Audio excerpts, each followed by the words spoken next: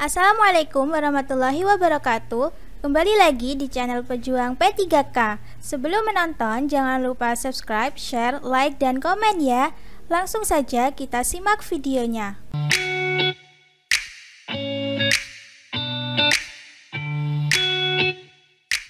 1. Tujuan pokok program KKBPK adalah untuk mewujudkan A. Penduduk tumbuh seimbang dan keluarga berkualitas, B. Penduduk tumbuh seimbang dan keluarga berencana, C. Penduduk tumbuh seimbang dan keluarga mandiri, D. Penduduk tumbuh seimbang dan keluarga sejahtera, E. Penduduk tumbuh seimbang dan keluarga makmur. Jawabannya adalah A. Penduduk tumbuh seimbang dan keluarga berkualitas. Pembahasan. Tujuan pokok program Keluarga Berencana dan Pembinaan Keluarga Berencana atau KKBPK adalah untuk mewujudkan penduduk yang tumbuh seimbang dan keluarga berkualitas. Program ini bertujuan untuk mengendalikan pertumbuhan penduduk, mempromosikan perencanaan keluarga, dan meningkatkan kualitas kehidupan keluarga melalui penyediaan informasi, layanan, dan dukungan terkait dengan kesehatan reproduksi dan perencanaan keluarga. 2. Keluarga berencana yang selanjutnya disebut KB adalah upaya mengatur hal berikut kecuali A. Kelahiran anak, B. Jarak ideal melahirkan, C. Usia ideal melahirkan, D. Mengatur kehamilan, E. Membina pernikahan. Jawabannya adalah E. Membina pernikahan. Pembahasan. Keluarga berencana atau KB adalah upaya untuk mengatur hal-hal seperti kelahiran anak, jarak ideal melahirkan, usia ideal melahirkan, dan mengatur kehamilan. Tujuannya adalah untuk memberikan keluarga kontrol atas rencana kehamilan dan jumlah anak yang mereka ingin miliki. Meskipun KB dapat memberikan dukungan dan informasi yang berkaitan dengan perencanaan keluarga kepada pasangan yang menikah, membina pernikahan bukan tujuan utama dari program KB. Tujuan utama adalah mengendalikan pertumbuhan penduduk dan mempromosikan perencanaan keluarga. 3. Beberapa hal yang dapat mempengaruhi laju pertumbuhan penduduk di Indonesia kecuali A. Tingkat kelahiran yang cukup tinggi, B. Kurangnya kesadaran masyarakat terhadap program KB, C. Ketidakpedulian masyarakat terhadap program sosialisasi KB, D. Melangsungkan pernikahan di usia dini, E. Kurangnya distribusi alat kontrasepsi ke desa. Jawabannya adalah E. Kurangnya distribusi alat kontrasepsi ke desa. Pembahasan. Beberapa faktor yang dapat mempengaruhi laju pertumbuhan penduduk di Indonesia adalah tingkat kelahiran yang cukup tinggi, kurangnya kesadaran masyarakat terhadap program keluarga berencana atau KB, ketidakpedulian masyarakat terhadap program sosialisasi KB, dan melangsungkan pernikahan usia dini. Dalam hal distribusi alat kontrasepsi, biasanya program KB berusaha untuk memastikan distribusi alat kontrasepsi ke berbagai wilayah termasuk desa. Sehingga kurangnya distribusi alat kontrasepsi biasanya tidak menjadi faktor utama yang mempengaruhi pertumbuhan penduduk. Sebaliknya, faktor-faktor lain seperti tingkat kelahiran yang tinggi dan ketidakpedulian terhadap program KB memiliki dampak lebih signifikan pada pertumbuhan penduduk. 4. Pelayanan KB termasuk dalam pelayanan promotif dan preventif yang mencakup beberapa pelayanan berikut kecuali A. Konseling, B. Kontrasepsi dasar, E. Kontrasepsi berkelanjutan, D. Vasektomi, E. Tubektomi. Jawabannya adalah D. Vasektomi. Pembahasan. Pelayanan KB atau kelahiran berencana adalah bagian penting dari upaya promosi dan pencegahan promotif dan preventif dalam sistem kesehatan yang bertujuan untuk membantu pasangan mengatur keluarga mereka sesuai dengan keinginan mereka. Pelayanan KB mencakup berbagai aspek termasuk penyediaan informasi, konseling, dan metode kontrasepsi yang sesuai dengan kebutuhan dan preferensi pasangan. Di antara berbagai pilihan yang tersedia, beberapa di antaranya adalah A. Konseling. Ini melibatkan pertemuan dengan penyedia layanan kesehatan atau konselor KB untuk mendiskusikan pilihan kontrasepsi, mendapatkan informasi tentang efek samping dan memahami metode yang paling sesuai dengan kebutuhan dan keinginan pasangan. B. Kontrasepsi dasar. Ini mencakup penggunaan metode kontrasepsi sederhana seperti kondom, diafragma, atau pengaman serviks. C. Kontrasepsi berkelanjutan. Ini melibatkan penggunaan metode kontrasepsi jangka panjang seperti penggunaan suntik, implan, atau alat kontrasepsi dalam rahim atau IUD. Tubektomi. Tubektomi adalah prosedur sterilisasi wanita yang melibatkan penyumbatan atau pengingkatan salur tuba falopi untuk mencegah sperma mencapai sel telur. Ini adalah bentuk kontrasepsi permanen untuk wanita. Namun, pilihan salah dalam pertanyaan adalah D. Vasektomi. Vasektomi adalah prosedur sterilisasi pria yang melibatkan pemotongan atau penyumbatan saluran yang membawa sperma dari testis ke kantung kemih. Ini juga merupakan bentuk kontrasepsi permanen, tetapi berbeda dari tubektomi yang merupakan prosedur sterilisasi wanita. Jadi, D. Vasektomi adalah yang bukan termasuk dalam pelayanan KB yang mencakup pelayanan promotif dan preventif. 5. Di bawah ini merupakan bagian tugas dari Direktorat Advokasi dan Komunikasi, Informasi dan Edukasi atau KIE kecuali A. Melaksanakan perumusan dan pelaksanaan kebijakan teknis. B. Penyusunan norma dan standar. C. Penyusunan prosedur dan kriteria. D. Pemantauan dan evaluasi. E. Penyuluhan dan bimbingan masyarakat. Jawabannya adalah E. Penyuluhan dan bimbingan masyarakat. Pembahasan. Direktorat Advokasi dan Komunikasi, Informasi dan Edukasi atau KIE biasanya bertanggung jawab atas berbagai aspek kebijakan dan pengaturan. Bagian tugas dari direktorat ini umumnya termasuk A. Melaksanakan perumusan dan pelaksanaan kebijakan teknis. B. Penyusunan norma dan standar. C. Penyusunan prosedur dan kriteria. D. Pemantauan dan evaluasi. Namun, penyuluhan dan bimbingan masyarakat biasanya menjadi tanggung jawab instansi atau unit terpisah yang fokus pada kegiatan penyuluhan dan bimbingan. Oleh karena itu, jawaban yang benar adalah E. Penyuluhan dan bimbingan masyarakat bukanlah bagian tugas dari Direktorat Advokasi dan KIE. 6. Kegiatan IMP bersama penyuluh KB yang tepat adalah A. Melakukan pencatatan secara rutin. B. Ikut melaksanakan pendataan keluarga. C. Membuat dan melakukan pemetaan sasaran. D. Intervensi kegiatan-kegiatan di wilayah. E. Monitoring dan evaluasi. Jawabannya adalah C. Membuat dan melakukan pemetaan sasaran. Pembahasan. Pemetaan sasaran adalah langkah awal yang penting dalam merencanakan dan melaksanakan intervensi atau program di wilayah kerja penyuluh KB. Pemetaan sasaran melibatkan identifikasi keluarga atau individu yang memerlukan layanan atau intervensi khusus dalam program keluarga berencana. Pemetaan ini memungkinkan penyuluh KB untuk fokus pada keluarga atau individu yang membutuhkan bantuan lebih lanjut. 7. Program keluarga berencana dan kesehatan reproduksi tidak hanya bertujuan untuk menurunkan angka kelahiran, melainkan A. Menurunkan tingkat kekerasan terhadap perempuan. B. Pemenuhan hak-hak reproduksi. C. Menciptakan kesamaan antara laki-laki dan perempuan. D. Menurunkan derajat perempuan. E. Pemantauan dan evaluasi. Jawabannya adalah B. Pemenuhan hak-hak reproduksi. Pembahasan. Program keluarga berencana dan kesehatan reproduksi memiliki tujuan yang lebih luas daripada hanya menurunkan angka kelahiran. Salah satu tujuannya adalah memastikan pemenuhan hak-hak reproduksi individu, seperti hak untuk memutuskan kapan dan berapa banyak anak yang akan mereka miliki.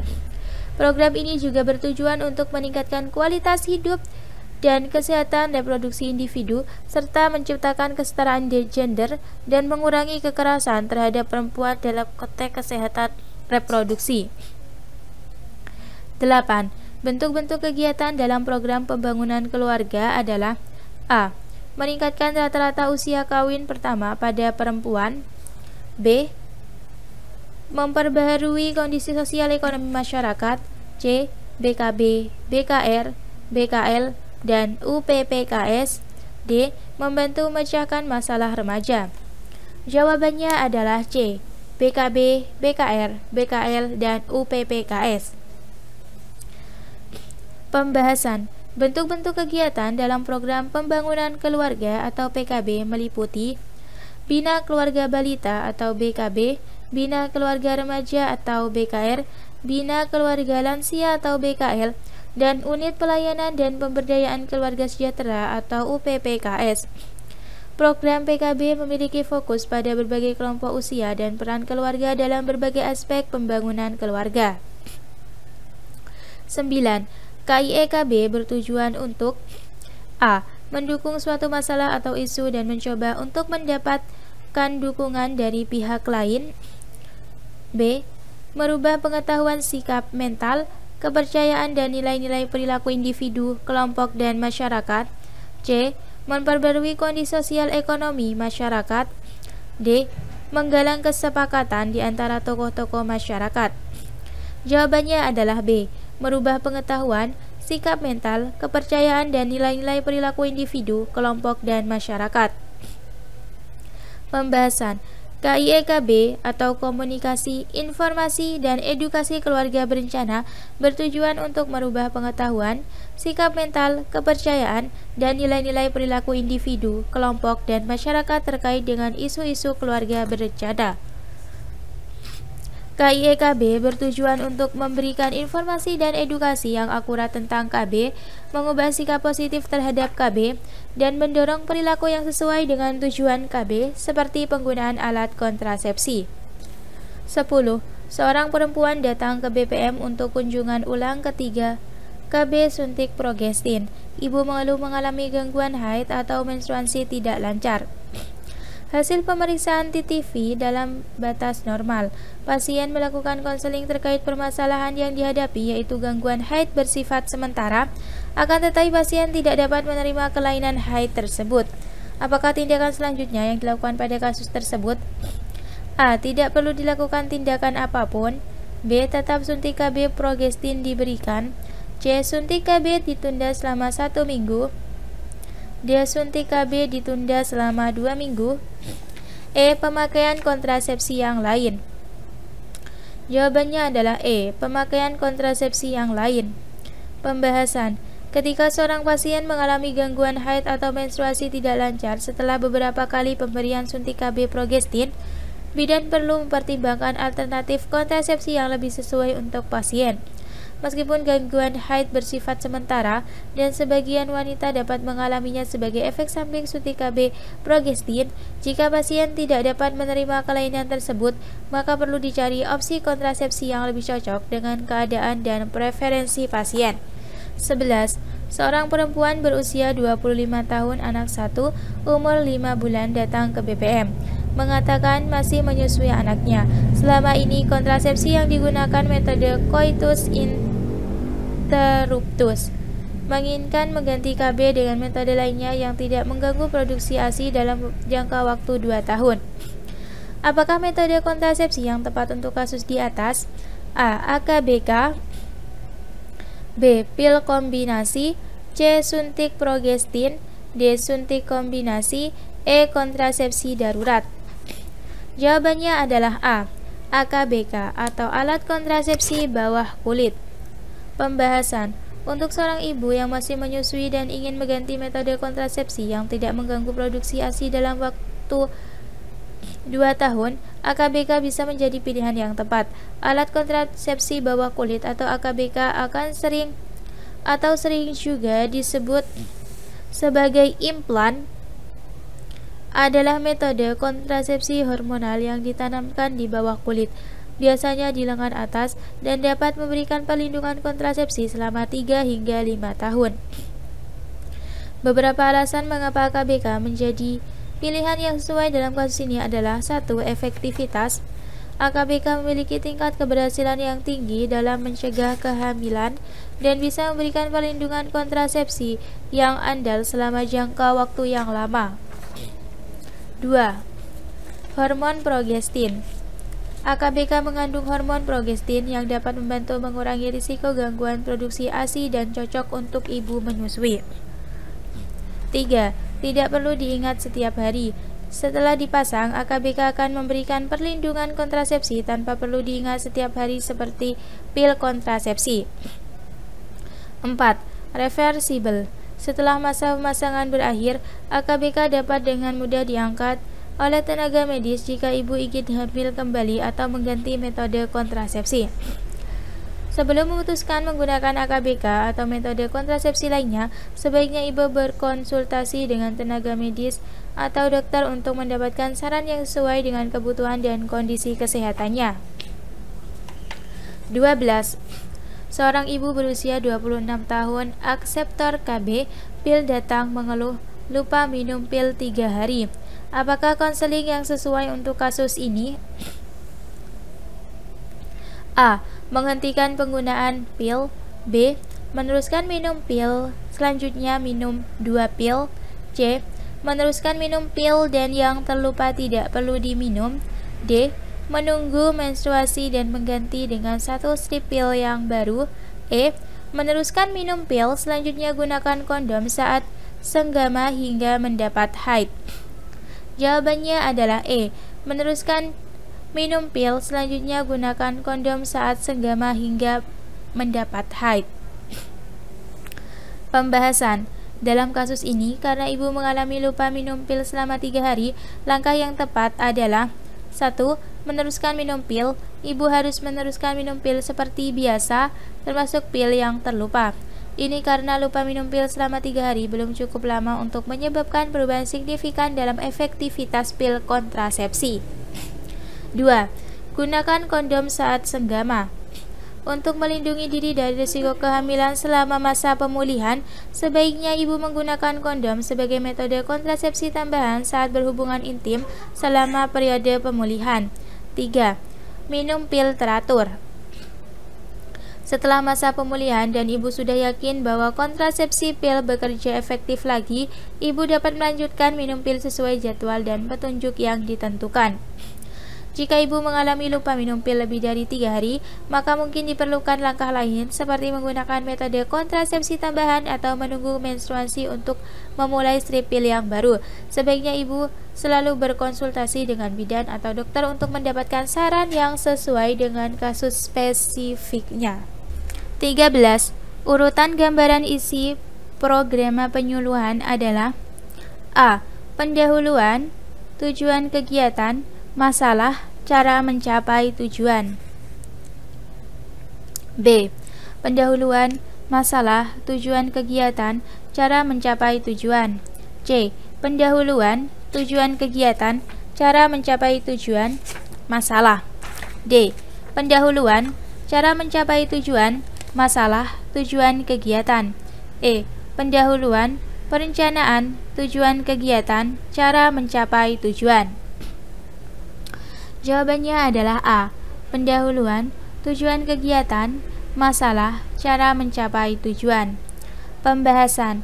Urutan gambaran isi program penyuluhan adalah sebagai berikut. 1. Pendahuluan. Bagian ini berisi informasi latar belakang dan pengantar mengenai program penyuluhan.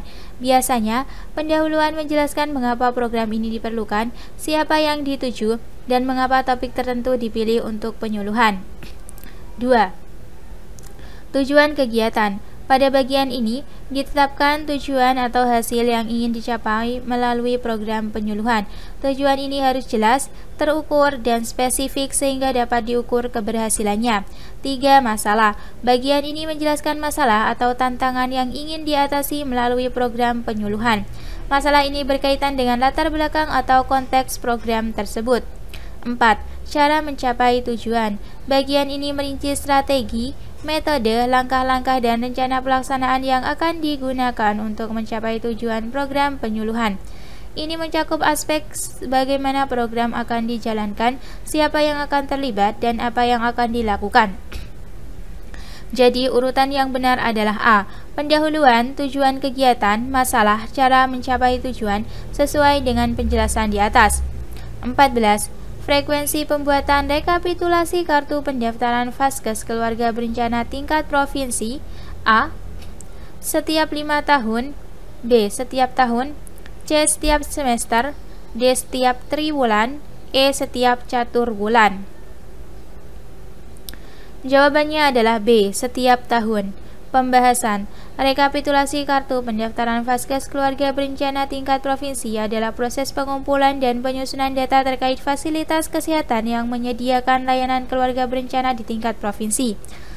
Keluarga Berencana adalah program yang dirancang untuk membantu individu dan pasangan dalam mengatur kehamilan dan kelahiran anak, sehingga memungkinkan mereka untuk membuat keputusan yang tepat mengenai jumlah dan jarak usia anak-anak. Penjelasan mengenai frekuensi pembuatan rekapitulasi ini adalah sebagai berikut. Pilihan A, setiap 5 tahun. Tidak tepat karena periode waktu ini terlalu lama untuk pemantauan dan pengambilan keputusan yang efektif terkait program keluarga berencana. Pilihan C, setiap semester, dan D, setiap triwulan. Juga tidak tepat karena frekuensi ini terlalu sering dan mungkin tidak praktis untuk pengumpulan data yang relevan. Pilihan E, setiap catur bulan, juga terlalu sering dan tidak bisa digunakan dalam konteks ini. Jadi jawaban yang paling sesuai adalah B, setiap tahun, di mana rekapitulasi ini dilakukan setiap tahun untuk menyusun data terbaru tentang fasilitas kesehatan keluarga berencana di tingkat provinsi. Ini memungkinkan pemerintah dan lembaga kesehatan untuk memantau perkembangan program keluarga berencana serta membuat keputusan yang lebih tepat berdasarkan data terbaru. 15. Bidan yang melaksanakan praktik secara mandiri atau perseorangan disebut A. Bidan praktik pemerintah, B. Bidan praktik siaga, C. Bidan praktik khusus, D. Bidan puskesmas, E. Bidan praktik mandiri. Jawabannya adalah E, bidan praktik mandiri. Pembahasan. Bidan praktik mandiri adalah seorang bidan yang memiliki izin dan kemampuan untuk melaksanakan praktik kebidanan secara mandiri atau perseorangan. Ini berarti bahwa mereka dapat memberikan layanan kebidanan kepada masyarakat tanpa harus tergantung pada fasilitas kesehatan pemerintah atau puskesmas. Berikut penjelasan lebih rinci. 1. Izin praktik. Bidan praktik mandiri telah memenuhi syarat dan memiliki izin resmi untuk melaksanakan praktik kebidanan secara mandiri sesuai dengan regulasi dan peraturan yang berlaku di suatu negara. Izin ini mencakup kemampuan untuk melakukan pemeriksaan kehamilan, merawat ibu hamil, melakukan persalinan, merawat bayi baru lahir, dan memberikan nasihat tentang perencanaan keluarga. 2. Praktik independen. Mereka dapat menjalankan praktik kebidanan di tempat praktik sendiri atau klinik kebidanan yang mereka kelola tanpa harus menjadi bagian dari lembaga kesehatan pemerintah. Ini memungkinkan mereka untuk memberikan layanan kebidanan secara langsung kepada masyarakat yang membutuhkan. 3. Perawatan keluarga. Selain merawat ibu hamil dan melahirkan bayi, bidan praktik mandiri juga bisa memberikan perawatan kesehatan kepada keluarga, terutama dalam konteks kebidanan dan perawatan bayi. Peran bidan praktik mandiri sangat penting, terutama di daerah di mana fasilitas kesehatan pemerintah mungkin tidak selalu dapat mencakup semua kebutuhan kesehatan ibu hamil, bayi, dan keluarga. Mereka dapat memberikan akses yang lebih mudah ke layanan kebidanan dan membantu meningkatkan kualitas perawatan kesehatan bagi masyarakat yang mereka layani.